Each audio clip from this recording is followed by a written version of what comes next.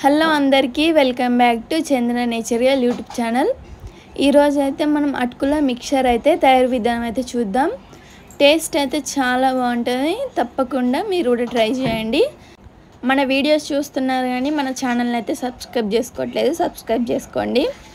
ఇప్పుడైతే మనం ఒక ప్యాన్ పెట్టుకొని ఒక 3 స్పూన్స్ ఆయిల్ అయితే వేసుకోవాలి. ఇప్పుడైతే మనం పోపు దినుసులు అయితే వేసుకోవాలి. ఆవాలు, జీలకర్ర, పల్లీలు, పచ్చిమిర్చి, ఈ విధంగా అయితే పచ్చిమిర్చి కట్ చేసుకొని వేసుకోవాలి. ఇంకా నెక్స్ట్ అయితే చిన్నులపాయలు అయితే దంచి వేసుకోవాలి. నెక్స్ట్ అయితే మనం ఈ విధంగా ఫ్రై చేసుకోవాలి. ఎంతమందికి అటుకుల మిక్చర్ అంటే ఇష్టమో కామెంట్ చేయండి. ఇంకా మనమైతే ఈ విధంగా అయితే ఫ్రై చేసుకోవాలి. ఇంకా నెక్స్ట్ అయితే మనం పుట్నాలు అయితే వేసుకోవాలి. ఇంకా వేసుకొని ఈ విధంగా అయితే కలుపుకోవాలి. ఇంకా నెక్స్ట్ అయితే మనం కళ్యామాకు అయితే వేసుకొని ఫ్రై చేసుకోవాలి.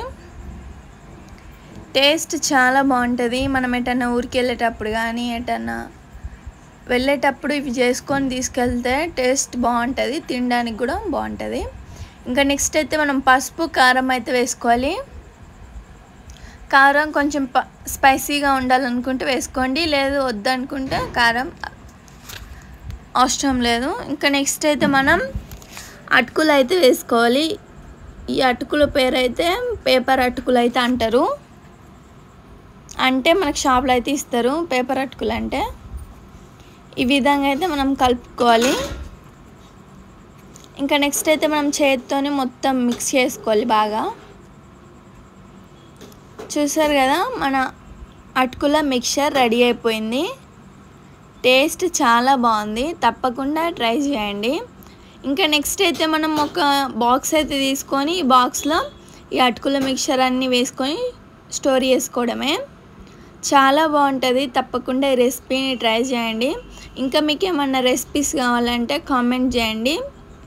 చందన నేచరియల్ యూట్యూబ్ ఛానల్ని తప్పకుండా సబ్స్క్రైబ్ చేసుకోండి. Please like, share. Thank you for watching. Bye.